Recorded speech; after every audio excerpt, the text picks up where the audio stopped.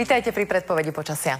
Ľadovým mužom pomaly odzváňa. Už treba prečkať len zajtrajšiu Žofiu, o ktorej sa hovorí, že je kuchárka troch zmrzliakov, takže s ochladením má tiež čo to spoločné. Nuž, ľadoví muži k nám boli tento rok neúprosní, ale podľa predpovede už začne Žofia variť krajšie a hlavne teplejšie počasie.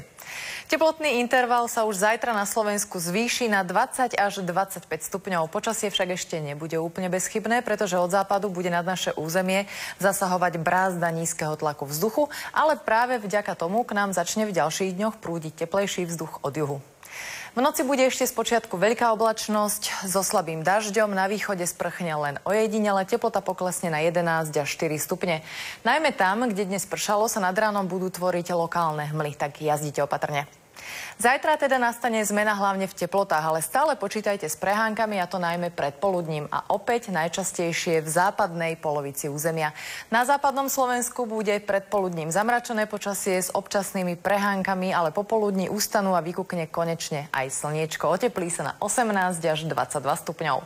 Podobne sa bude počasie vyvíjať aj na strednom Slovensku. To znamená, že z rána bude viac oblačnosti, aj zrážok, postupne sa vyčasí a po obede už bude príjemne a teplo 15 až 22 stupňov. Aj na východe bude spočiatku oblačnosť so slabými zrážkami, ale popoludní už len polooblačnosť, teplotami 17 až 22 stupňov. Na celom území bude zajtra viať iba slabý juhovýchodný vietor.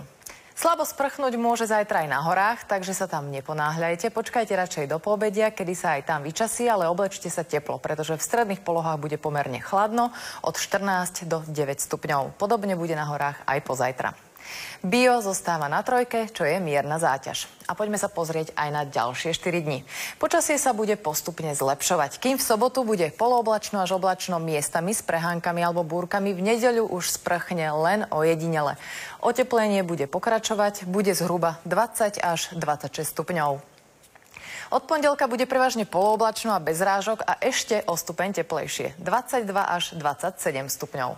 Na záver nazrime do histórie, pretože 14. mája v roku 1686 sa narodil významný vedec a fyzik Daniel Gabriel Fahrenheit, ktorého teplotná stupnica sa používa dodnes, najmä v Amerike. Z počasia je to už naozaj všetko. Dovidenia.